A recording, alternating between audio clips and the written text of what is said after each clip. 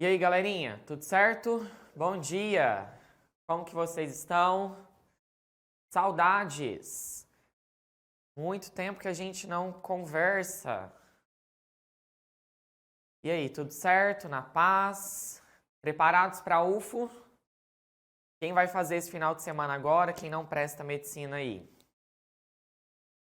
Temos alguém? Ou todo mundo é mediciner? Pessoal, vamos começar então nossa revisãozinha aí. Hoje eu trouxe aí alguns assuntos legais aí sobre a ecologia para a gente comentar, sobre botânica, zoologia, os assuntos aí mais recorrentes então na prova da UFO, tá? Primeira coisinha que a gente tem que falar, ciclo do nitrogênio, né? Cai bastante. Qualquer dúvida que vocês tiverem, tá? Pode mandar aí para mim, que eu vou comentando com vocês, vou tirando a dúvida aí com vocês, tá certo? Então, vamos começar aí. Seguinte, pessoal, vamos pegar a questão número 1. O nitrogênio atmosférico, N2, é o principal componente do ar, com cerca de 78% da atmosfera ocupada por esse gás. A capacidade de capturar nitrogênio é essencial à vida no planeta, uma vez que esse se faz necessário na constituição do organismo. O ciclo biogeoquímico do nitrogênio demonstra a relevância deste elemento para os seres vivos em diversos processos biológicos, tá? Galera, por que o nitrogênio ele é tão importante, tá? O nitrogênio, ele participa da composição, tá? Química de aminoácidos, de proteínas, tá certo? Entre outras coisas, até mesmo ali ácidos nucleicos, né? Então, DNA, RNA, então o nitrogênio está participando dessa composição. Agora, pessoal, um ponto muito importante que a gente precisa comentar. O nitrogênio atmosférico, ele não consegue ser absorvido. Lembra disso, tá? Seres humanos não absorvem, animais no geral não absorvem e nem as plantas absorvem. Então, este nitrogênio, ele precisa ser ciclado, passar por um ciclo, né? Até chegar na forma, então, de nitrato. E aí, algumas bactérias que auxiliam neste processo, tá? Vamos relembrar o processo aí, ó. O nitrogênio, ele vira, então, amônia, né? Então, o nitrogênio aqui, ele tá no solo. Aliás, perdão, né? Ele tá na atmosfera. O NH3, que é a amônia, ele já vai estar no solo, então, beleza? De nitrogênio atmosférico a amônia, a gente vai falar que isso daqui é realizado, então, por bactérias, que nós vamos chamar, então, de Rhizobium, certo? Rhizobium sp.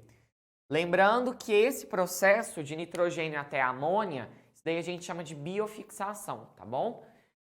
Essa amônia agora no solo, ela vai ser convertida até nitrito, que é o NO2-, tá? Também presente aí no solo.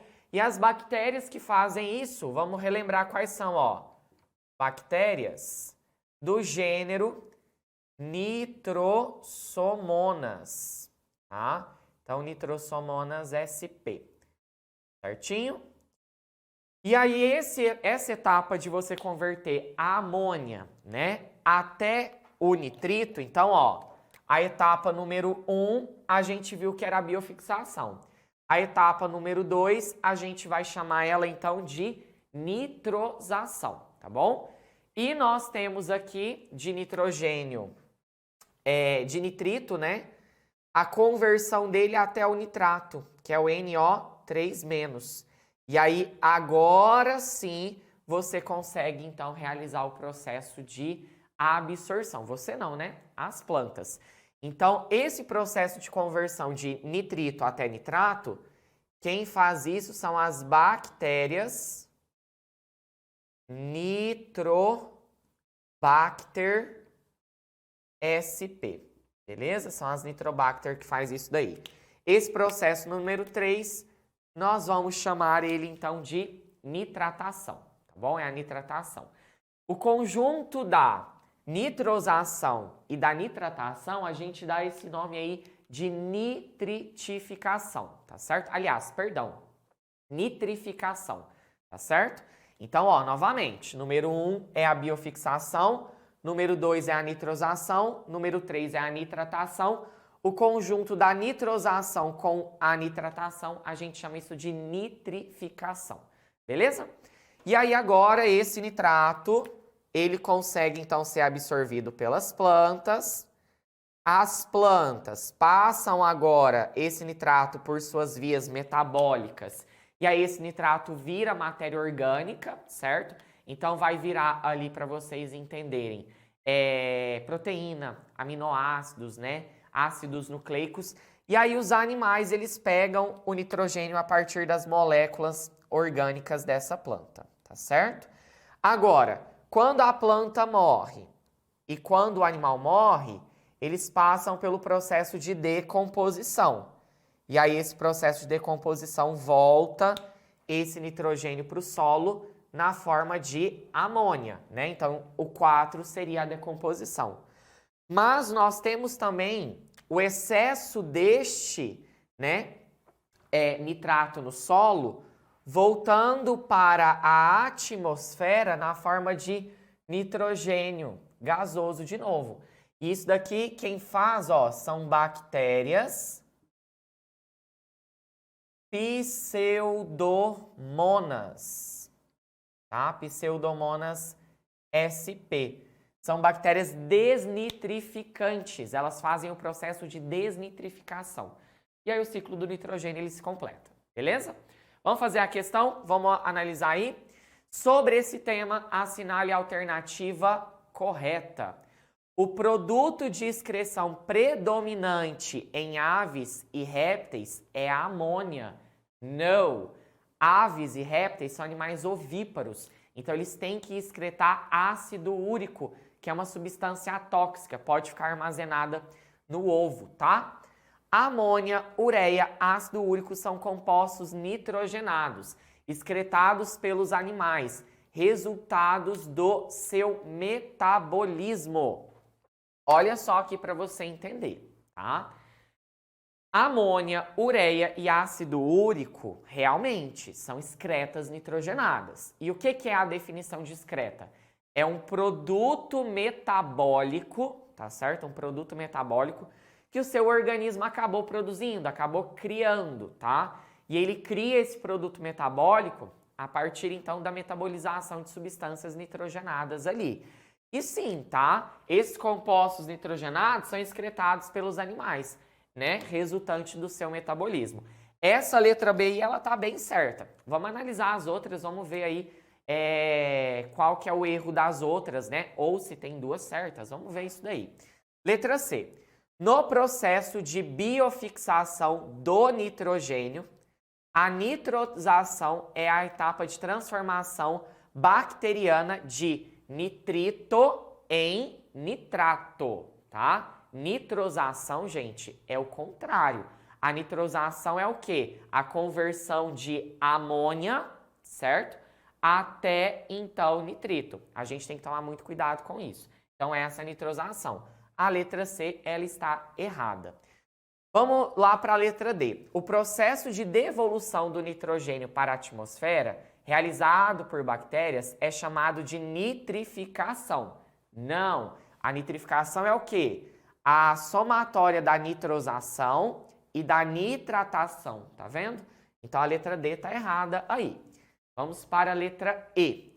A fixação biológica do nitrogênio ocorre através da fotossíntese das plantas. Gente, que horror! É a letra B mesmo, tá? Tá errado, tá muito errado essa letra E. O que as plantas fixam na fotossíntese? Gás carbônico, tá? Ela não fixa nitrogênio. Cuidado, a planta absorve nitrogênio na forma de nitrato, que tá lá no nosso solo. Beleza, galera? Ficou com alguma dúvida ou não? Tá tranquilinho? Questão número 1 foi. Momento, viu, de vocês revisarem. Ciclo do nitrogênio é muito importante. Tranquilo, né? Ótimo. Partiu número 2. Vamos analisar aí essa questãozinha de número 2, tá? Deixa eu ver se alguém falou alguma coisa. Não. Pode explicar a B? Eu não estava na hora. Davi, seguinte, vamos voltar lá na letra B. Olha só. Amônia, ureia, ácido úrico são compostos nitrogenados, excretados pelos animais, resultantes do seu metabolismo.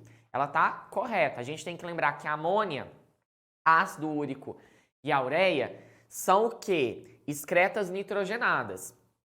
O que quer dizer uma excreta nitrogenada? Quer dizer que é uma excreta que foi produzida a partir do metabolismo das suas proteínas, dos seus ácidos nucleicos. Então, seu corpo pega esses compostos, metabolizam esses compostos e aí, a partir da sua metabolização, produz essas excretas nitrogenadas que os animais, em termos gerais, excretam, né? Ele não detalhou qual foi o animalzinho aí. Beleza? Ficou com alguma dúvida? Qual tipo de animais libera cada um desses compostos? Ó, vamos lá. A amônia, normalmente são animais aquáticos, tá bom?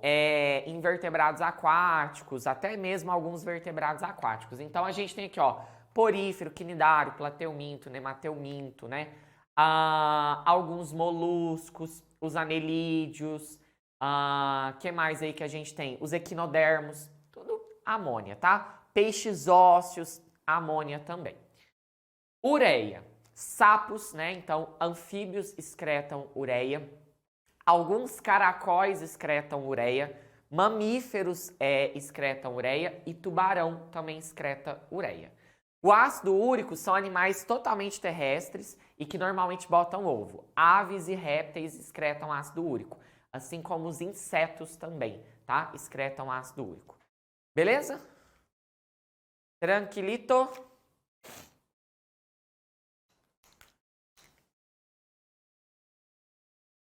Ótimo, perfeito. Vamos lá então para a questão número 2. Outra questãozinha de ecologia, onde ela me dá um gráfico aí, onde ele fala, ó, número de indivíduos e tempo, e ele me dá alguns gráficos, né, algumas linhas ali para você acabar dando nome. Lembrando que nesse gráfico, ó, ele tá te mostrando a capacidade biótica máxima. O que isso daí quer dizer? É a capacidade máxima que aquele ambiente suporta de seres vivos, tá certo? Tranquilo? Ana Laura, o ornitorrinco é ureia ou ácido úrico? O ornitorrinco, ele excreta ácido úrico, ele bota ovo, ele é um animal ovíparo, tá bom? Ele é um mamífero prototério que a gente fala. Então, olha só, pessoal. O que a gente tem dessas duas curvas? Nós temos a curva A e a curva B. Qual que é a diferença entre elas?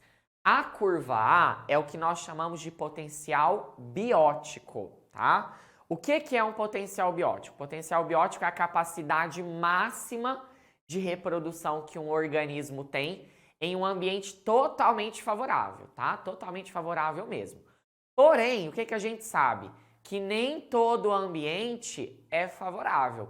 Então, essa curva aqui, né, que é uma curva de crescimento em J, ela não acontece assim mesmo. O que acontece de verdade aqui? É essa letra B, que é o que a gente chama de curva de crescimento real.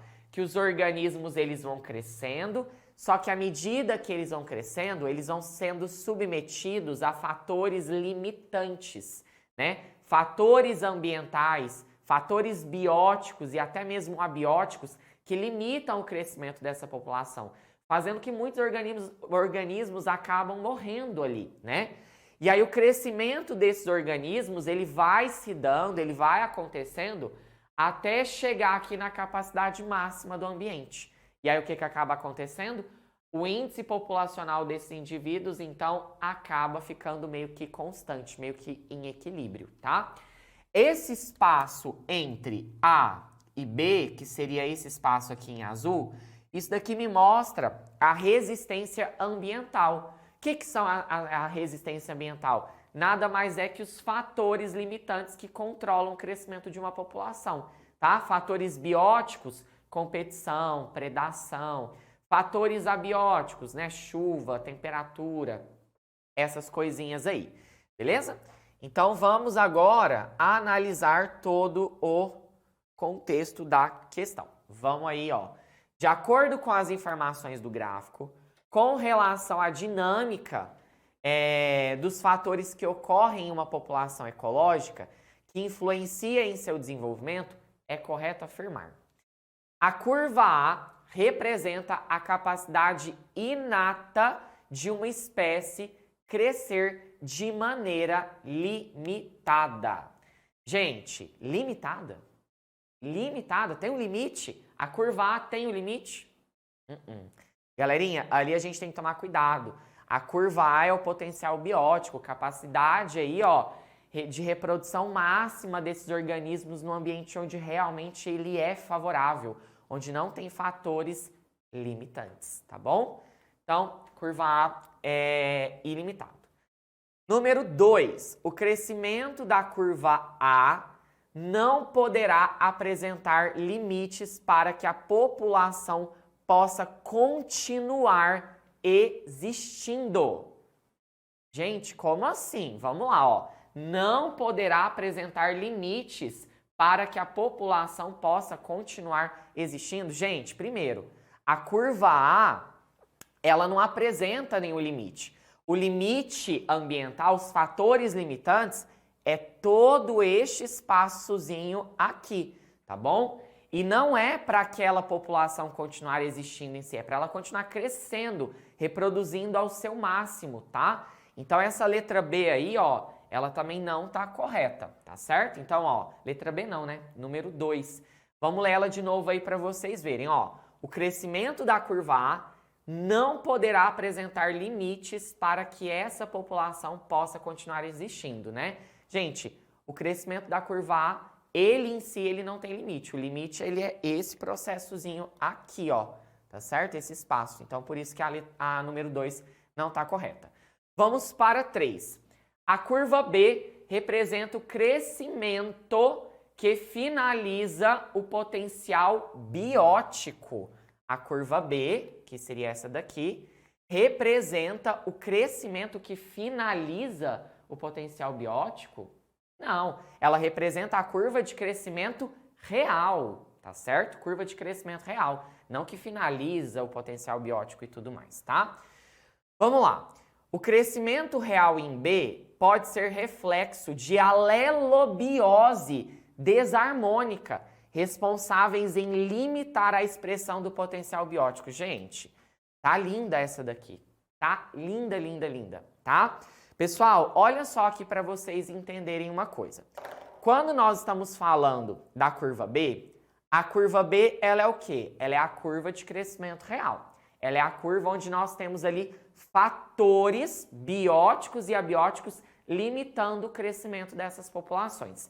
E os fatores abióticos, né, são fatores ambientais. Os fatores bióticos, muitas das vezes, são relações ecológicas. E a alelobiose é uma dessa. O que é uma alelobiose? A alelobiose é quando um organismo produz algum tipo de substância que inibe o crescimento da outra, né? É um tipo de amensalismo que a gente fala. Então, sim, é um fator limitante aí, tá certo? Vamos finalizar a 5 e eu olho já a dúvida. Eu vi que teve gente que mandou aí. 5. O conjunto de fatores que compõem a resistência ambiental é limitado àqueles bióticos como predatismo, mutualismo e parasitismo. Cuidado com isso daqui, ó. Mutualismo é uma relação ecológica benéfica. Ela não é desarmônica, tá? Então, ela não é um fator limitante, certo? Então, ela está errada por conta disso. Professor, não entendi muito bem como interpretar o gráfico. O senhor poderia explicar de novo, por favor? Sofia, agora. Vamos lá. Ó, seguinte. O gráfico, ele me mostra duas curvas de crescimento populacional, tá bom? A curva de potencial biótico e a curva de crescimento real. A curva de potencial biótico é a curva A, que ele está me mostrando que o número de indivíduos está aumentando progressivamente, tá vendo? Isso daqui a gente fala que é o quê? Potencial biótico, capacidade máxima de reprodução dos indivíduos em um ambiente totalmente favorável, em um ambiente onde não tem fator limitante, tá? Então, é aquele ambiente onde tem comida, a temperatura tá boa, não tem predadores, então tá tudo bom, tá tudo favorável. Então, nesse ambiente, o que você quer fazer? Você quer reproduzir mesmo, tá? Vamos aí reproduzir.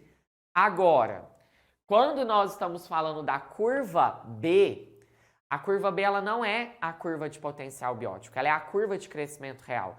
Mas, Gu, por que nós temos que ter o estudo de duas curvas? Porque a curva de potencial biótico ela não acontece no ambiente. O ambiente é 100% favorável para todo mundo? Não, né? Temos fatores limitantes aí. Então, a curva B ela me mostra isso, que é a curva de crescimento real, onde os organismos eles estão crescendo, tá certo? Eles acabam crescendo aí de maneira limitada, porque à medida que eles vão crescendo, à medida que a população vai crescendo, os fatores ambientais, que são fatores abióticos, começam a selecionar aqueles organismos, matando aqueles que não são tão favoráveis e deixando aqueles que são favoráveis.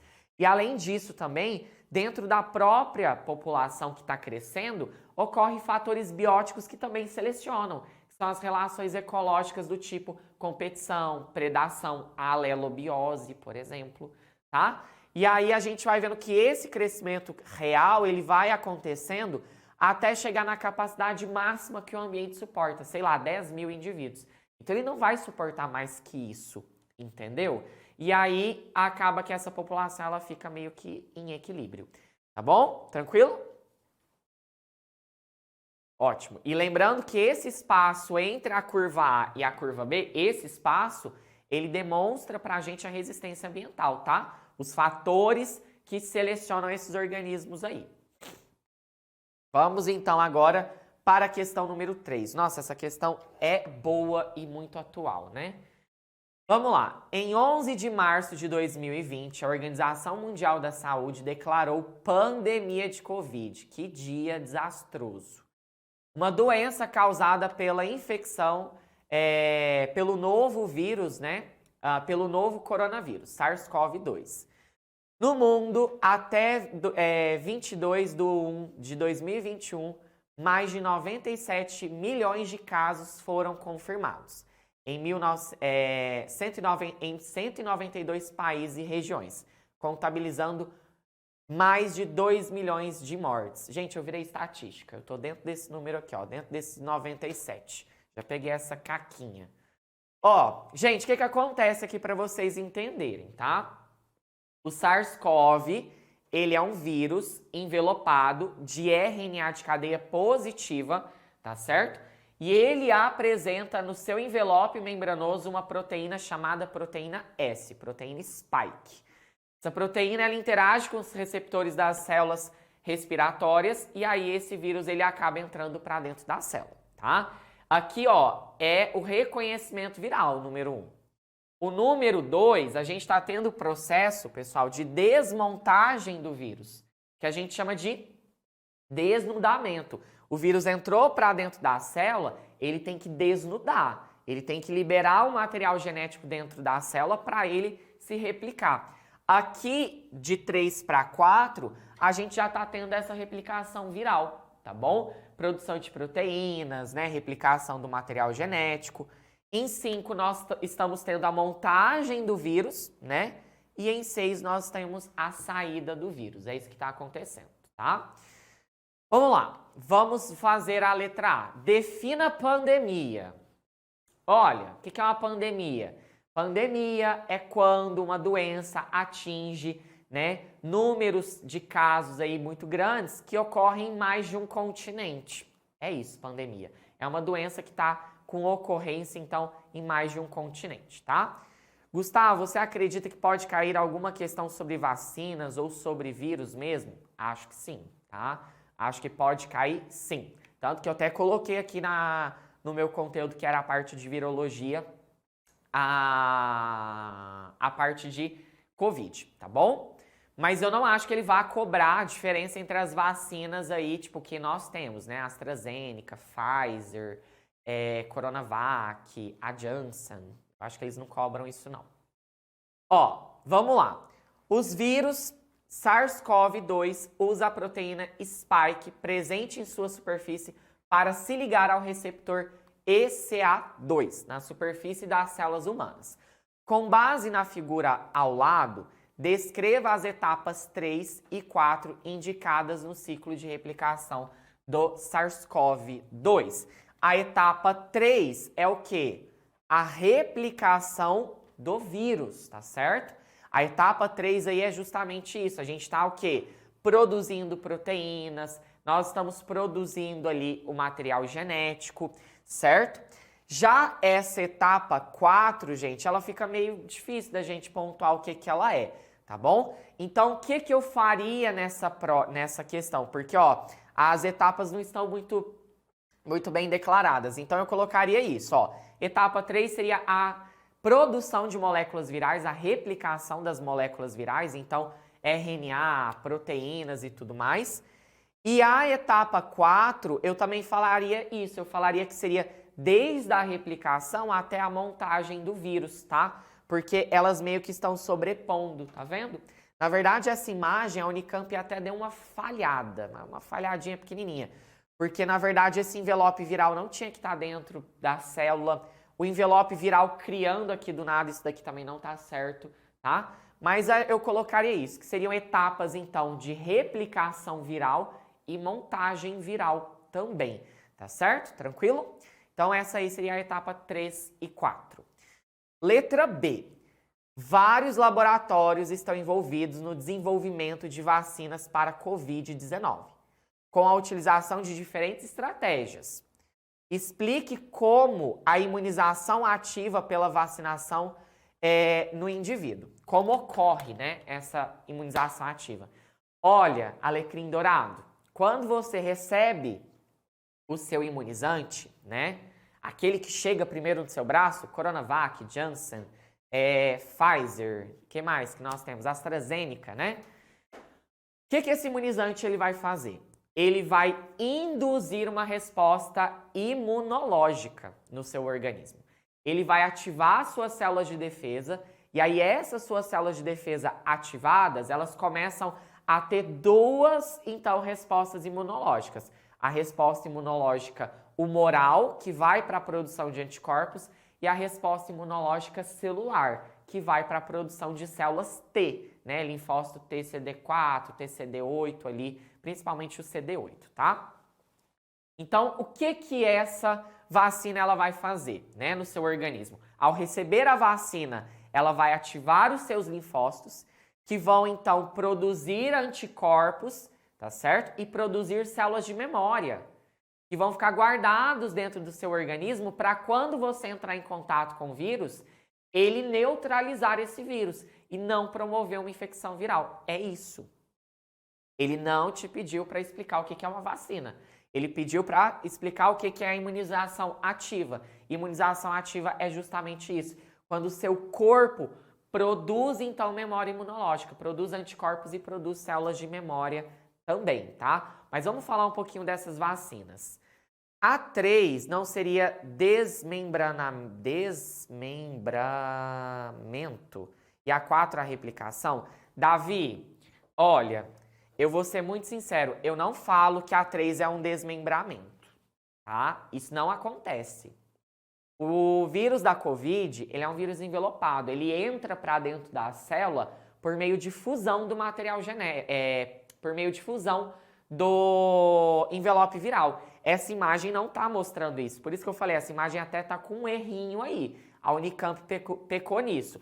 Eu pontuaria, já que você quer pontuar essa parte aí, o que eu falaria?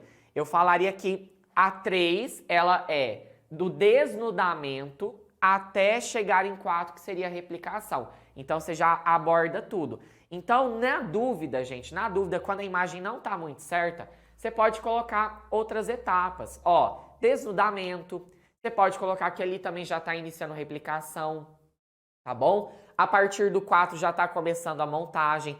Ele não vai tirar nota disso de você, entendeu? Então, cita 3 etapas. Uma antes, uma no meio e uma depois. Ele não vai tirar nota, tá? E até porque se ele tirar nota, eu contesto isso daí. Você traz aí a questão pra gente. Porque tá feia essa questão. entendeu? Essa imagem aqui, ela não tá 100% bonitinha. Tranquilo, Davi? Deu para entender? Gustavo, a corona é de ciclo lítico porque na figura ela tá rompido. É de ciclo lítico, tá? Faz ciclo lítico, não faz ciclo lisogênico.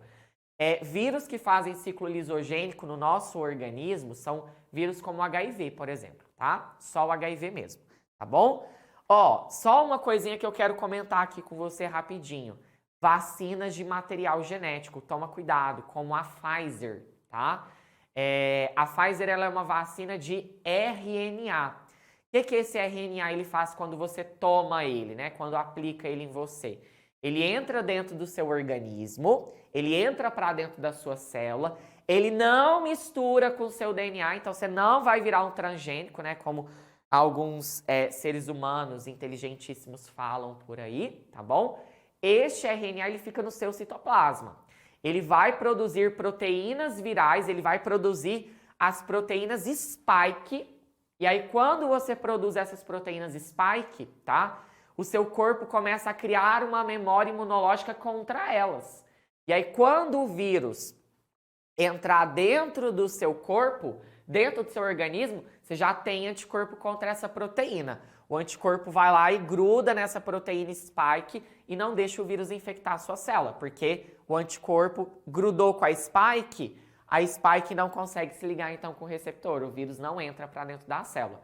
Logo depois desse RNA fez a função de produzir proteína, ele é degradado, tá bom? Então pode tomar essa vacina tranquilamente, tá, gente? Que ela não vai te tornar um transgênico, eu tomei ela e tô, ó, vivíssimo, tá? Gu, explica rapidinho a diferença entre imunidade humoral e imunidade celular. Professor, o que está acontecendo na etapa 4 mesmo? A tradução ou a replicação? Ó, eu vou responder da Sofia primeiro, depois eu volto aí, Verônica. A 4, não sei direito, olha como é que tá essa imagem belíssima, né?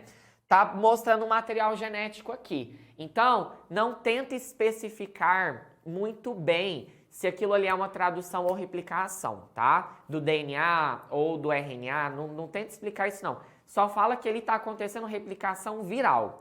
Porque a replicação viral, Sofia, você já engloba tudo. Você já engloba, então, transcrição e tradução, tá certo? Por isso que eu tô falando, gente, nessa questão, como a imagem tá confusa, pega uma etapa antes, pega a etapa do meio e pega a etapa do depois. Escreve isso, ele não vai tirar nota, tá bom? Ele realmente não vai tirar nota.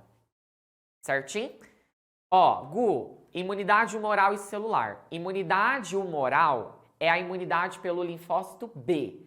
É a imunidade por anticorpos. Então, ele está produzindo anticorpos contra o vírus da Covid. A imunidade celular é por linfócito TCD8, citotóxico, que produz substâncias chamadas de perforinas que têm a capacidade de matar os patógenos ou até mesmo células infectadas por vírus, tá? Destruindo essa célula. E aí, muita gente tá fazendo os exames agora, toma a vacina do Covid e tá indo lá fazer o exame para saber se tem anticorpo contra o Covid. E aí o exame dá negativo, aí ele fala, nossa, tomei a vacina, não adiantou nada. Aí ele começa a espalhar que não tá imunizado pra galera. É um erro, não faz isso não. Primeiro que você vai gastar dinheiro à toa fazendo esse exame e é caro, tá? Por quê? Gente, imunidade são duas, humoral e celular. Você pode fazer o exame e ver que você não tem anticorpos para Covid, ou seja, você não está com a imunidade humoral ativada, mas isso não quer dizer que você não está imunizado. Você tem imunidade celular, que esse exame não detecta, entendeu? Que é muito difícil de detectar, na verdade. Então, não adianta fazer exame para saber se a vacina está valendo ou não. Não vai servir de nada, tá certo? Tranquilo, pessoal? Alguma dúvida? Então, vamos para a questão 4. Vamos lá. Ó, sobre os estudos... Aliás, sobre os estudos não, né? Os estudos sobre as formas de replicação dos vírus intensificaram nos últimos anos, objetivando encontrar meios mais eficientes de prevenção e tratamento de doenças virais nos seres humanos. Tais estudos têm demonstrado que existem diferentes tipos de vírus e diferentes formas de replicação. Os vírus de RNA de cadeia simples podem ser divididos em 3 tipos básicos, conhecidos como vírus de cadeia positiva, vírus de cadeia negativa e o retrovírus, que é o HIV, tá certo? Com relação aos diferentes tipos de replicação dos vírus, assinale as afirmativas abaixo, tá? Lembra, vírus de cadeia positiva, ele atua diretamente como um RNA mensageiro. É o caso da COVID. Ele entra dentro do seu organismo, tá? E imediatamente aquele RNA positivo já pode fazer proteína. Ele já pode sintetizar proteína, tá? Porque ele é um RNA mensageiro. Agora, o vírus de RNA de cadeia negativa, ele não é um RNA mensageiro. Aquele de cadeia negativa, ele é um RNA molde para você conseguir, então, fazer um positivo, tá? Então, sempre lembra disso. Deixa eu apagar o quadro aqui, pessoal, para pontuar isso com vocês. Mas sempre lembra desse processo onde o positivo, ele é, então, um RNA mensageiro, tá certo? E o negativo, tá? Ele é um RNA complementar. Ou seja, a partir de um RNA positivo, você já consegue fazer proteína. O RNA negativo, você não consegue fazer proteína. O RNA negativo, ele é um molde para você conseguir fazer, então, um positivo. Mas como um é complementar ao outro, a partir do positivo você também consegue fazer um negativo, tá? Então isso é possível. Lembrando que o vírus da COVID é de cadeia positiva, tá? Vamos lá. Número 1. Os retrovírus contêm cadeia simples de RNA, enzima transcriptase reversa e produzem DNA tendo como modelo o RNA viral. A número 1, ela está verdadeira. O retrovírus, que é o HIV, ele é um vírus de RNA de cadeia simples. Ele tem uma enzima transcriptase reversa porque ele faz a transcrição reversa. A partir do RNA viral, ele vai sintetizar, então, um DNA viral, tá certo? E aí, depois, esse DNA viral, ele mistura com o seu DNA da célula ali e faz um ciclo lisogênico, por exemplo, né? Que foi o que alguns alunos me perguntaram aí. Os vírus de cadeia negativa possuem RNA genômico, com as mesmas sequências de bases nitrogenadas dos RNAs mensageiros formados. Dessa maneira, moléculas de RNA servem de modelo para a síntese de moléculas de RNAs complementares, a cadeia molde. Gente do céu, está errado. O RNA negativo, ele é um RNA genômico com a mesma informação genética do RNA mensageiro? Não. É o positivo alecrim dourado. É o positivo e não o negativo, tá? A outra parte aqui, ó, olha só. Dessa maneira, moléculas de RNA servem de molde para a síntese de moléculas de RNA complementares à cadeia molde. É uma informação até verdadeira. Um RNA serve de modelo para formar o outro. Aí não está errado. Mas a informação anterior está errada sim, tá? Vamos na 3. Os vírus de cadeia positiva possuem RNA genômico, com sequências de base nitrogenadas complementares aos RNAs mensageiros formados.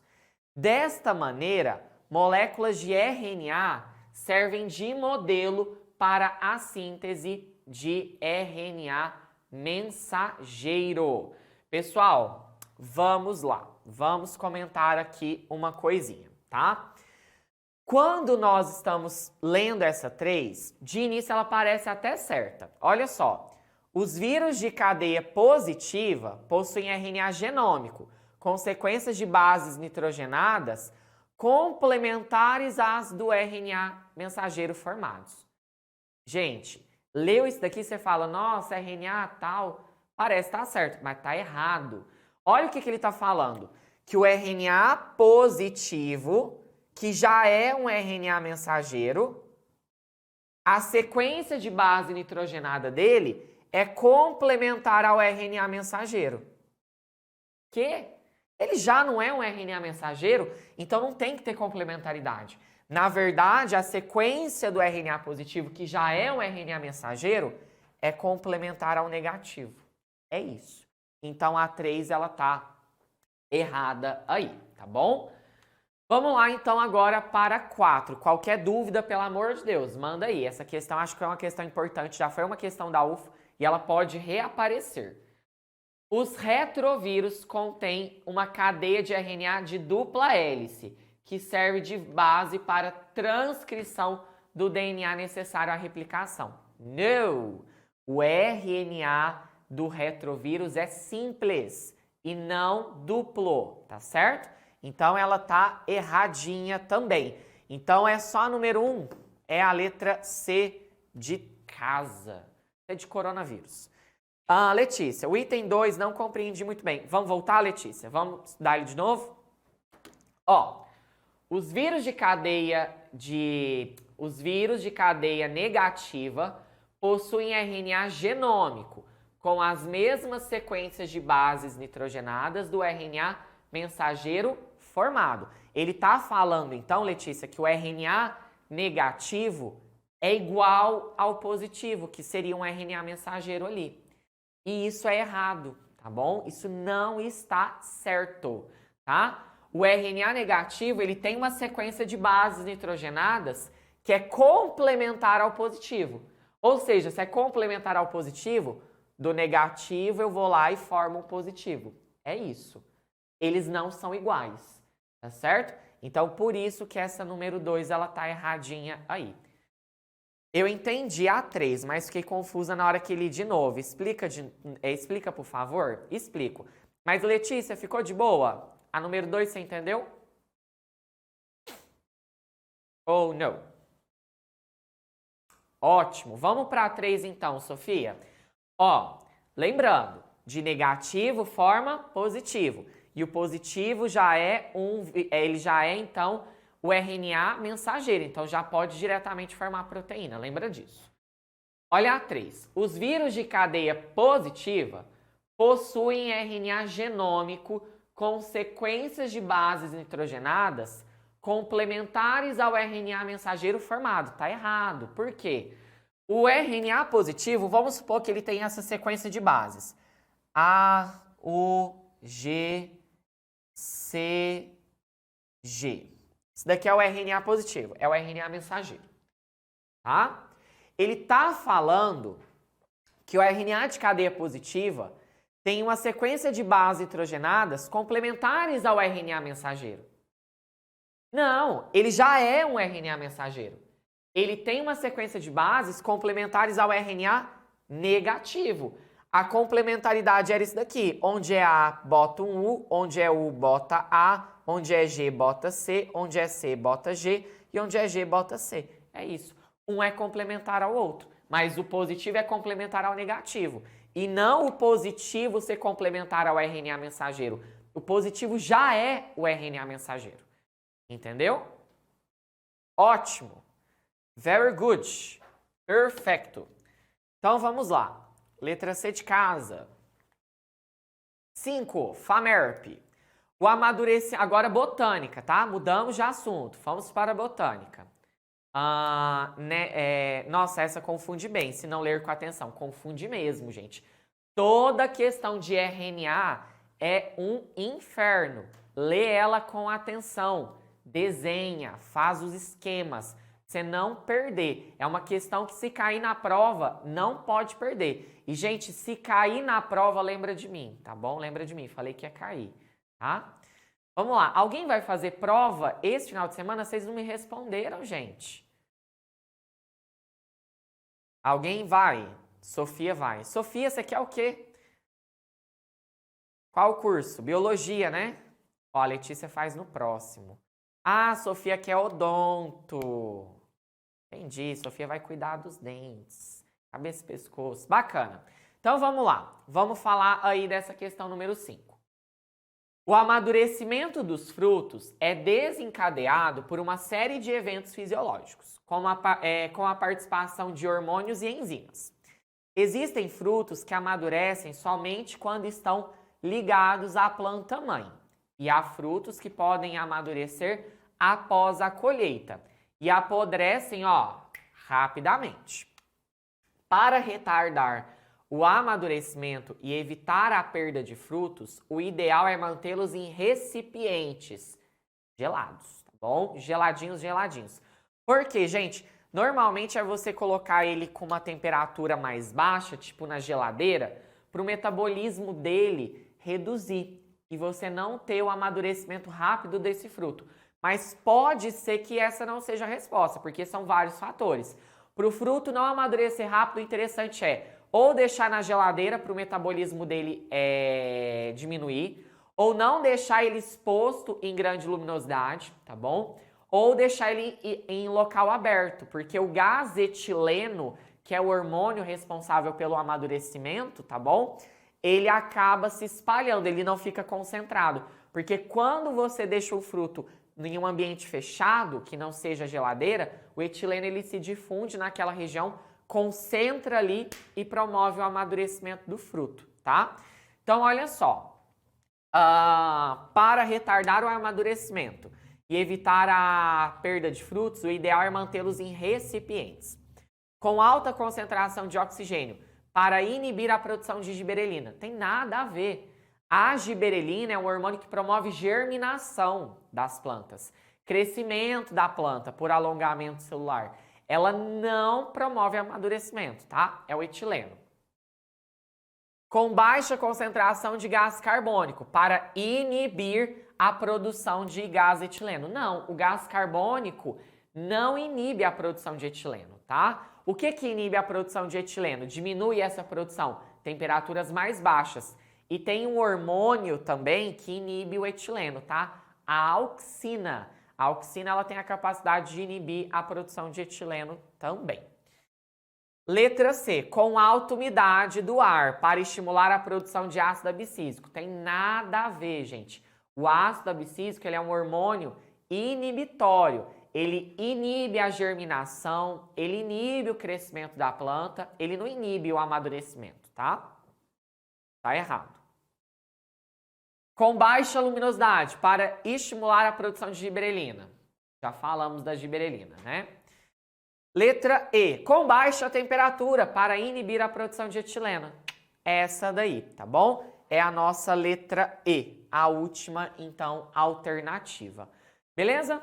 Vou passar para número 6. Qualquer dúvida que vocês tiverem, por favor, manda aí para mim, tá bom? Vou apagar o quadro, porque talvez aí nessa 6 a gente vai precisar desenhar um pouquinho. Vamos lá. Dúvidas, angústias, sofrimentos? Que ninguém pontuou nada, né? Então, vamos lá. Ó, agora, vamos falar da questão 6, da Unicamp. A dupla fecundação é um processo característico em angiospermas, resultando na formação do zigoto e do núcleo triploide. Esse núcleo triploide, gente, ele é ali, pessoal, o endosperma da semente, tá bom? Lembra que nas angiospermas, o endosperma ele era 3N, ele é triploide, e lá na gimnosperma ele é haploide. Gu, não lembro o que é um endosperma. O endosperma é um tecido de nutrição para o embrião, tá certo? Ele é um tecido de nutrição que está ali dentro da semente, que vai nutrir o embrião em si, tá certo? As sementes com cotilédones, embrião, endosperma e casca são formadas e protegidas no interior dos frutos. Considerando a origem hiploidia das estruturas citadas, assinale a alternativa correta.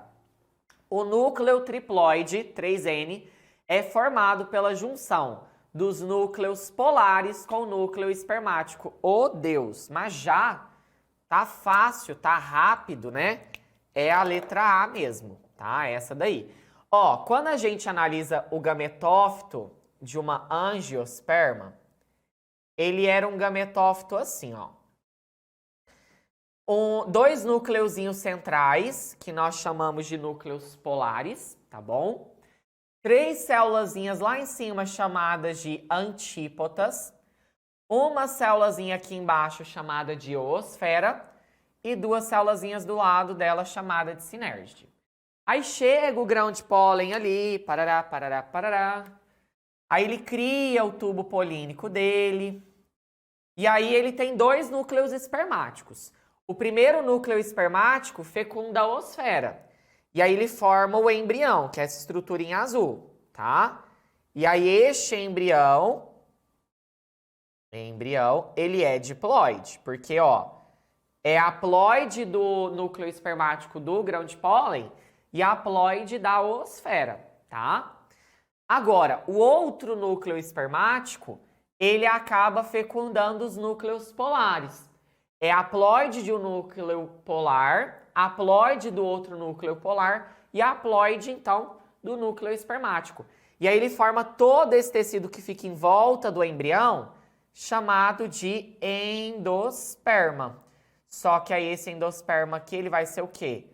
Triploide. Ele vai ser, então, 3N, tá bom? Tranquilo? Aqui agora, ó, letra B, o zigoto 2N formado a partir dos núcleos polares e da oosfera, oriundos do saco embrionário e polínico. Tá errado. O zigoto, ele vem da fecundação do núcleo espermático com a oosfera. Saco embrionário é essa estrutura, tá? Que é o gametófito feminino. Os carpelos originam o ovário, que se transforma nos cotilédones e na casca da semente. Ô, Jesus, o carpelo origina sim o ovário, tá certo. Porém, tá? O ovário se transforma em fruto. Quando nós desenhamos uma flor, né? Então aqui o receptáculo floral, aqui as sépalas, aqui as pétalas, aqui o pistilo. Essa estrutura é o ovário. Dentro do ovário você tem o óvulo que forma o saco embrionário, que forma a semente. Com a semente formada, a parede do ovário se desenvolve em fruto, tá? Por isso que a gente tem a semente dentro do fruto, porque a parede do ovário forma o fruto em si, tá bom? Letra D, o endosperma 3N origina-se do núcleo triploide, formando posteriormente os cotilédones, tá? Da semente. Um segundo, deixa eu ler ela de novo que eu dei uma bugada aqui, tá? O endosperma 3N, então triploide, origina-se do núcleo triploide, formando posteriormente os cotilédones da semente. Tá, beleza. Gente, a parte aqui, ó, o endosperma 3N origina-se do núcleo triploide, tá certo, tá? Por quê? Na hora que fecunda aqui o núcleo espermático, esses 2 núcleos polares, formam um grande núcleo triploide, que vai se dividindo e forma um endosperma. Até aí tá certo. Mas aqui, gente, não tá certo. O que é um cotilédone? O cotilédone, eles são os primórdios foliares do embrião. É como se fosse 2 folhazinhas ou uma folhazinha que vai estar aqui. Na maioria dos casos, esse cotilédone, ele tem a função de pegar parte do endosperma e transferir esse endosperma para o embrião. E o cotilédone, ele não é um endosperma propriamente dito. Ele só pega o endosperma e transfere para o embrião. É isso. Por isso que a letra D, então, ela tá erradinha. Beleza? Ficou alguma dúvida ou não? Tá tranquilo? Chuchu, beleza, né? Chop. Chop, chop, chop. Então, vamos lá agora para a questão de número 7. Outra questão da FAMERP. Vocês viram que eu gosto muito de paulista, né? Coloquei muita paulista. Vocês sabem o porquê? Porque, gente, baseado na prova da UFO do ano passado, eu espero só o pior, tá bom? Espero só o pior. Como ano passado veio uma prova extremamente difícil, específica, só com exceção, vamos trabalhar com todas as exceções esse ano também. Porque se você sabe o difícil, você sabe o básico também. Se vir uma prova retardada igual algumas anteriores, tá bom? A UFO é ruim por conta disso, gente. Eu tenho sérias críticas à banca da UFO. Primeiro que não tem uma banca, né? São os professores ali deles que acabam montando. Então fica meio desregulada a prova, não segue um padrão. Então, assim, tem ano que é uma prova muito fácil, que vai lá e te pergunta a cor da bile, que questão é aquela, entendeu? E aí tem ano que vem uma prova assim que, cara, para um aluno de ensino médio fazer aquelas questões de genética, 3 minutos não dá, entendeu? 3 minutos não dá, é complicado. Então vamos trabalhar com questãozinha mais apertadinha aí, tá bom? Vamos para a questão de número 7. O gráfico ilustra as variações da temperatura corpórea em pessoas parasitadas pelo Plasmodium vivax, que causou um quadro de febre intermitente. Então, ó, a temperatura estava em 36 graus, do nada foi para 40. Voltou para 36, passou um intervalinho de horas aí, que varia de 36 a 48 horas, ó, pá, febre de novo. E aí desce de novo, e aí dá um intervalinho, febre de novo. Gente, o que esse gráfico tá me mostrando? Primeiro que o cara tá com uma infecção de plasmódio, então ele tá com malária. E a característica da malária é justamente isso, dar febres e calafrios. Como ele traz o Plasmodium vivax, né, é a febre terção. São febres de intervalos de 36 a 48 horas. Se fosse o Plasmodium malari, era a febre quartã, era o intervalo de 72 a 72 horas, tá? E esta febre rápida que acontece, ela é decorrente do ciclo biológico que acontece dentro do seu organismo. Lembrando que o transmissor da malária, né, é o mosquitinho anófilis, chamado de mosquitinho prego, tá? E esse mosquito, ele é o hospedeiro definitivo. Dentro do mosquitinho acontece reprodução sexuada, que a gente chama ali de esporogonia. Lembra disso? A gente já trabalhou isso em aula. Agora, dentro do ser humano, acontecem as reproduções assexuadas. E aí a gente vai falar que são as esquizogonias, tá bom? Então, esquizogonia. E aí, neste caso, pessoal, toma muito cuidado no que eu vou falar agora, porque neste caso de esquizogonia, é uma reprodução assexuada que pode acontecer dentro do fígado do ser humano e dentro das hemácias do ser humano. E a esquizogonia, que é a reprodução assexuada dentro da hemácia do ser humano, ela dura intervalos de 36 a 48 horas, de 72 a 72 horas. E quando essa reprodução ela termina, ela promove o rompimento da hemácia, a explosão dessa hemácia. E aí é quando você começa a dar febre, porque quando a hemácia ela se rompe, essa hemácia ela explode, tá? Libera na sua corrente sanguínea um pigmento chamado pigmento malárico, chamado de hemozoína. E aí é essa hemozoína que vai promover, então, o acesso malárico, que é o nome dos sintomas aí, que é a febre e o calafrio. Beleza? Até aí tem alguma dúvida ou não? Tá de boa? Vai mandando aí pra mim, gente, enquanto eu bebo uma água. Hidratar o rim.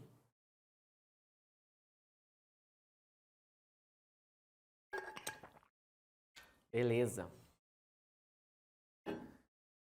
Vamos lá. Ó, então agora vamos resolver essa questão. Qual parasitose é causada pelo Plasmodium vivax? Cite a forma mais comum de transmissão desse parasita ao ser humano na natureza.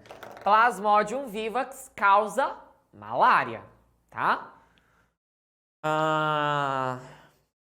Segunda fase, tem que colocar mosquito prego ou o nome científico. Ai, Sofia, isso é difícil. Difícil falar. Pergunta essas coisas não. Ó, vamos lá. Depende. Se ele virar para você e falar assim, qual que é o transmissor? Só perguntou o transmissor. Você pode colocar mosquito prego ou pode colocar anófilis, tá? Independe ali. Agora, se ele falar, cite o nome científico, aí você precisa escrever. E nas regras. Então, por exemplo, no caso do anófilis, né? É todas as espécies dentro do gênero anófilis, né? Então, você pode colocar isso daqui, ó. Nossa, esse preto não tá fluindo. Então, no caso do anófilis, você coloca assim, ó. Anófilis. E eu escrevendo errado ainda, ó. É com PH, anófilis. SP. Beleza? Isso é o nome científico dele. Agora, se você for escrever o Plasmodium, aí tem que ser, ó. Plasmodium vivax. Vivax. Primeira letra maiúscula, sublinha primeiro nome epíteto genérico. Segunda aqui, primeira letra minúscula, sublinha epíteto específico, tá? Isso é importante. É hemozoína com H, tá, Verônica? Alguma regra para escrever esse nome científico, tá? É essa regra aqui, ó. Consegui tirar a sua dúvida, Letícia, ou não? Ótimo, perfeito, então. Chop, chop, chop, chop. Vamos lá. Minha amores, deixa eu ver se tem alguma dúvida. Não tem. Então, ó, em qual dos 3 momentos... eu só respondi a primeira parte, né? Qual parasitose é causada pelo Plasmodium vivax? Malária, ponto final. Cite a forma mais comum de transmissão desse parasita ao ser humano na natureza. Picadinha do mosquitinho prego, aí você pode colocar mosquito prego, ou você pode colocar o anófilis, tá? Ó, e quando for escrever o nome popular, tem regras também, tá? Mosquito hífen prego. Todo nome popular tem que colocar o hífen, tá? Separando as palavrinhas por hífen. Agora, vamos para a letra B. Em qual dos 3 momentos indicados pela seta 1, 2 e 3 ocorre a hemólise? O que é a hemólise, gente? A hemólise é o rompimento da hemácia, tá? Então, o momento, gente, é justamente aqui, ó, quando você está iniciando a febre, tá? Não é quando está no pico da febre e não é quando está no final da febre. É quando você está iniciando a febre. Então, a hemólise acontece no início do estado febril, porque aí vai acontecendo várias hemólises até promover, então, o rompimento da hemácia e a liberação, então, da hemozoína, tá certo? Agora, olha só, justifique sua resposta com base na variação de temperatura corporal apresentada no gráfico. Já respondemos. Então, é sempre no início do estado febril, tá certo? Ficou alguma dúvida ou não? Tá tranquilo aí? Tá favorável? Já vou indo para a próxima. Só quero comentar, gente, uma coisinha aqui com vocês, tá? Para ficar bem claro isso. Questão aberta. Cuidado na hora de for dar a resposta, tá? Tenta ser o mais objetivo possível. Tenta falar só o que ele tá te pedindo. Não escreve, não vai florear. Aí ele te pede uma coisa da malária, aí você fala... eu quero demonstrar conhecimento e eu quero escrever o ciclo da malária. Ele não te pediu isso, tá? Ele te pediu uma coisa específica. Porque vamos supor que você vai lá e explica o ciclo da malária. Primeiro, eu como corretor tô lendo lá, vou ter que ler um texto. Tem 1000 provas para corrigir. Tem que ler um texto com informação desnecessária, que não te pediu ali. Informação a mais... não ganha nota. Você não vai ganhar nota por explicar o ciclo da malária. Mas agora, se você colocar algum termo errado ali, você perde nota, tá? Você acaba perdendo nota. Então, o importante é respostas diretas, tá? Respostas diretas. Agora, o que é importante você entender aqui também? Gu, não sei fazer a questão. Não sei nada que está escrito ali. Vai deixar em branco? Não. Aí você pega essa questão, por exemplo... explica o gráfico, faz uma paráfrase do texto, entendeu? Escreve alguma coisa, enche linguiça, para você tentar ganhar nota ali, tá bom? Sofia, professor, no gabarito está falando que é no momento 2, a febre não começa no 1, no momento 2, a hemólise acontecer no momento 2... tá. Não, perdão. Eu que não olhei para a imagem, tá, Sofia? Perdão. mas o que eu falei não está errado. Lembra que eu comentei com vocês que a hemólise acontece sempre no ponto onde está iniciando o estado febril? É o que mostra que a seta 2, ó, aqui está iniciando o estado febril, tá vendo? A seta 3 está aqui. Então, aqui não tem febre, então aqui não tem como ter hemólise, tá, Sofia? E a 1, ela já tá, ó, bem em cima, a seta já tá bem em cima do pico febril. Então, o gabarito correto é o ponto 2. Eu não interpretei muito bem a questão, desculpa. Vou ler de novo com vocês, ó. Em qual dos 3 momentos indicados pela seta 1, 2 ou 3 ocorre a hemólise, né? Seria, então, a seta 2, porque é antes de você começar o estado febril ali. Tá certo? Tranquilo? Deu para entender? Eu que não interpretei direito, perdão. Às vezes a gente vai rápido e nem olha direito. Vamos para a questão, então, número 8, outra questão de parasito, tá? Os nemateumintos são vermes que causam diversas doenças, mas geralmente não provocam a morte do hospedeiro, o que pode ser interpretado como uma grande adaptação à vida parasitária. É vantajoso ao parasita que o hospedeiro resista à parasitose, pois, se este morrer, o parasita poderá, o parasita perderá a moradia e a fonte de alimento.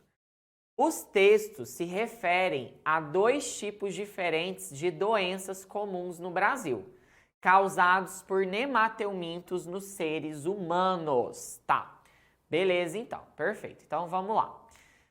Número 1, verminose, habitualmente sem sintomatologia, mas que pode se manifestar por dor abdominal, diarreia, náuseas e anorexia. Quando há grande número de vermes, pode ocorrer o quadro de obstrução intestinal. Legal.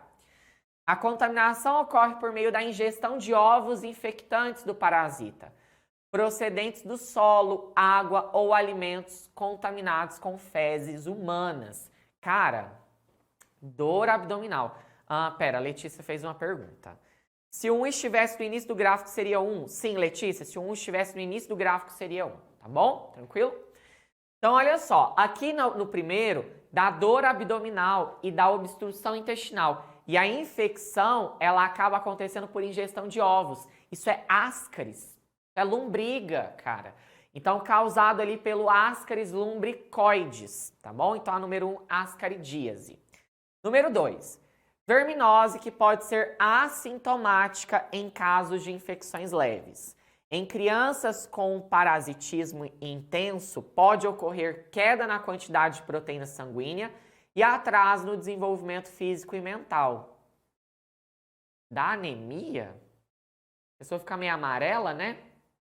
Entendi, amarelão talvez, né? Com frequência, dependendo da intensidade da infecção, acarreta anemia por redução de ferro, né? Ferroprívia, entendi. A transmissão acontece por meio de contato, geralmente dos pés, com as larvas desse parasita que vivem no solo. Não se transmite de pessoa para pessoa. Os indivíduos infectados, quando não são adequadamente tratados, podem contaminar o solo. No Brasil, predomina nas áreas rurais, principalmente sem saneamento básico, cujas populações têm hábito de andar descalço. Ancilostomíase ou amarelão. É essa daqui. Então, a primeira é a ascaris, tá? Ascaris lumbricoides, então é a ascaridíase.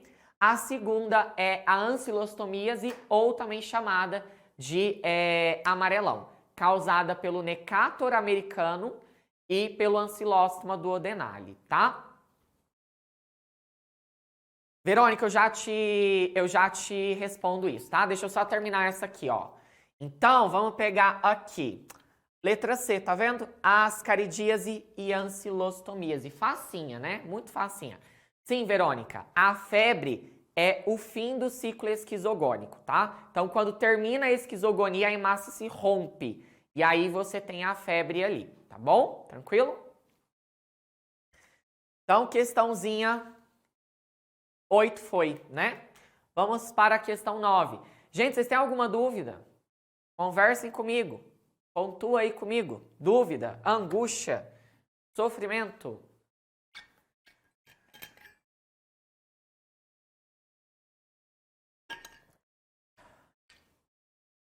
Perfeito, então. Perfeito. Agora, vamos falar aqui, qualquer dúvida em outras verminoses, protozooses, vocês, pelo amor de Deus, me pergunta, eu tô indo aquilo no que eu acho que pode ser que seja cobrado, tá? Então, olha só, questão 9. Considere os 3 animais descritos em 1, 2 e 3 e seus respectivos tipos de circulação. Então, vamos lá. Questãozinha agora de zoologia, né? Ó, então, número 1, atum, número 2, sapo, número 3, crocodilo, tá? E aí, no atum, ele coloca circulação simples. O atum é um peixe, né? E aí, o que que os peixes têm? Primeiro, eles têm circulação fechada e simples. O que que quer dizer uma circulação simples? Quer dizer, galerinha, que o sangue passa uma única vez pelo coração. O sangue desse animal, ele passa do coração, o sangue entra desoxigenado, vai do coração para as brânquias, aí lá nas brânquias ele se oxigena. Das brânquias esse sangue vai agora oxigenado para o corpo do animal, distribui o oxigênio e aí esse sangue volta para o coração do animal, tá certo? Ele volta para o coraçãozinho do animal, agora desoxigenado, né? Então é uma circulação simples, porque o sangue passa uma única vez. Só que no caso aqui, nos peixes, o coração dele tem 2 cavidades, tá? Então, coração com 2 cavidades. Quais são essas cavidades? Um átrio e um ventrículo. Só. Circulação simples, ela não está envolvida com a presença de pulmão, tá? Então, toda vez que você está falando em circulação simples, o animal não tem pulmão. Diferente agora do sapo, porque o sapo ele é um anfíbio. E aí, esse anfíbio, ele já é um animal que? Pulmonar. Então, a gente vai falar que ele tem uma circulação fechada, tá? Dupla e incompleta. Circulação dupla, gente, nós estamos falando em uma circulação que ocorre a passagem do sangue 2 vezes pelo coração. Porque é do coração para o pulmão, do pulmão para o coração de novo, e do coração, ó, para o corpo. Então, este animal, ele já tem a presença de pulmão. Para ter circulação dupla, tem que ter presença de pulmão, tá? Só que aí, o que que você tem que lembrar? Que a circulação dupla, ela pode ser completa ou incompleta. No caso da incompleta, quer dizer que ocorre mistura sanguínea, tá certo? E aí você tem que saber nesses animais onde que acontece a mistura sanguínea. No caso aqui, no anfíbio, a mistura sanguínea acontece no coração. Porque o coração, ele tem 3 cavidades. Ele tem 2 átrios e um único ventrículo. Então, a mistura sanguínea acontece no único ventrículo desse animal, bom? E aí, o crocodilo, ele é um réptil, né? Mas aí, eu vou colocar aqui com vocês os 2 tipos de répteis que nós temos, bom? Porque, olha só, os répteis, eles têm uma circulação fechada, dupla e incompleta. Só que aí a gente tem que tomar muito cuidado, porque nós temos os répteis não crocodilianos e os répteis crocodilianos. Aqueles répteis crocodilianos, aliás, quero o não crocodiliano primeiro, vai fazer mais sentido. Então, aqui, ó, o não crocodiliano. Ele é tipo tartaruga, cobra, essas coisas, lagartos. Ele tem um coração com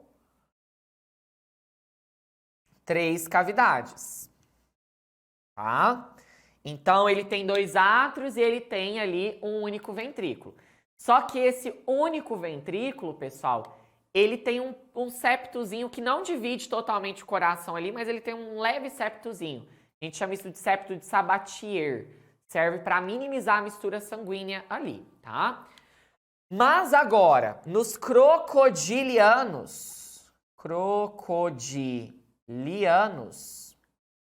ele já tem, então, um coração com 4 cavidades, tá? 4 cavidades. Uai, mas Gu, agora então tem 2 átrios e 2 ventrículos? Sim. Uai, então por que é incompleta? Por que ocorre mistura sanguínea? Porque alecrim dourado, do ventrículo direito e do ventrículo esquerdo saem 2 artérias. E essas artérias se comunicam por um forame de Paniza. Do ventrículo esquerdo sai sangue desoxigenado. Aliás, do ventrículo direito sai sangue desoxigenado. Do ventrículo esquerdo sai sangue oxigenado. E eles se misturam nesse forame de Paniza, tá? Então, a mistura sanguínea acontece no forame de Paniza, tá certo? Então, isso é importante. Gu, fala aí da circulação das aves e dos mamíferos. Daqui a pouco eu falo, tá? Vamos só fazer a questãozinha aí. A partir dessas informações, é correto afirmar que número 1, atum só passa sangue arterial. Então, no coração desse animal, só passa sangue arterial? É sangue venoso. Lembra disso, tá? 2. O atum e sapo, há 3 cavidades no coração deles? Não. No peixe é 2, no sapo é 3. Tá errado, tá? Sapo e crocodilo, há 4 cavidades. Tá errado. Sapo não são 4 cavidades. É só o crocodilo que são 4. Sapo passa sangue venoso e arterial pelo átrio direito. Nossa, essa daí ela é tensa, tá? Ó, toda vez quando o coração ele tem 3 cavidades, é assim, ó. Átrio direito recebe sangue venoso. Átrio esquerdo recebe sangue arterial. E aí o sangue venoso e o sangue arterial se misturam no único ventrículo do animal, tá? Então ela já tá errado aqui, tá bom? Ela já tá errado. 5. Crocodilo. Sangue venoso se mistura com sangue arterial. Fora desse órgão. É isso daí, tá? Lembra do forame de Paniza? O forame de Paniza são uma comunicação entre 2 artérias que saem dos ventrículos. Do ventrículo direito e do ventrículo esquerdo. Tá bom? Conseguiu entender essa questão, gente? Ficou com alguma dúvida ou não? Uma questão importante, tá? Aí agora eu quero comentar alguns pontos com vocês. Se não ficaram com dúvidas, por favor, me avisem aí que eu vou comentar alguns pontos. O item 1, fiquei meio confusa. Você fala no item 1 este ou este? Na alternativa ou do peixinho? Letícia? No atum. Tá, beleza. Ó, circulação fechada e simples. O que quer dizer essa circulação fechada? O sangue corre só dentro de vasos sanguíneos. Simples quer dizer que o sangue passa uma única vez pelo coração. É da seguinte maneira. O coração desse animal, ele tem 2 cavidades. Um átrio e o ventrículo. Então, aqui o átrio e aqui o ventrículo. O sangue sai do corpo desoxigenado. E aí este sangue, ele passa para o coração dele, um sangue venoso, um sangue desoxigenado. Passa do átrio para o ventrículo, aí do ventrículo esse sangue vai lá para as brânquias. Vai lá para as brânquias. E aí essas brânquias oxigena então esse sangue. E aí esse sangue sai das brânquias e agora vai arterial para o corpo. Aí o corpo é oxigenado, esse sangue arterial se transforma em sangue venoso, do corpo volta para o coração. É uma circulação simples, o sangue passa só um circuito, uma única vez pelo coração. Diferente da circulação dupla, que do coração vai para o pulmão, oxigena, do pulmão volta para o coração oxigenado. Tá vendo? Tranquilo? Então, na dupla, o sangue ele passa venoso e arterial no coração. Beleza, perfeito. Agora eu só quero comentar uma coisa com vocês. Todos esses animais que apresentam circulação do tipo incompleta, né, são animais que não conseguem controlar sua própria temperatura corporal. Então, se ele não consegue controlar a sua própria temperatura corporal, são animais, então, ectotérmicos, tá? Mas nós temos as aves e os mamíferos. A ave e o mamífero têm circulação fechada, dupla e completa, porque o sangue arterial não se mistura com o sangue venoso. Eles têm 4 cavidades corporais no seu coração e ali não ocorre comunicação sanguínea. Tá certo? E aí o importante de você entender aí é o seguinte, tá? Agora presta bastante atenção nisso. São animais que o sangue é muito oxigenado, tem muitos nutrientes, então o metabolismo do animal é muito alto. E aí pelo metabolismo do animal ser muito alto, acaba então que este animal ele vai conseguir controlar a sua temperatura por meio de metabolismo. E aí ele é chamado então de endotérmico. Aves e mamíferos são animais endotérmicos, tá? Outro ponto importante é que, qual que é a diferença do sistema circulatório da ave para o mamífero? A artéria aorta. A artéria aorta nas aves, ela vira, ela emborca, ela tem uma emborcação assim, para o lado direito, tá? Para o lado direito, no caso, para cá.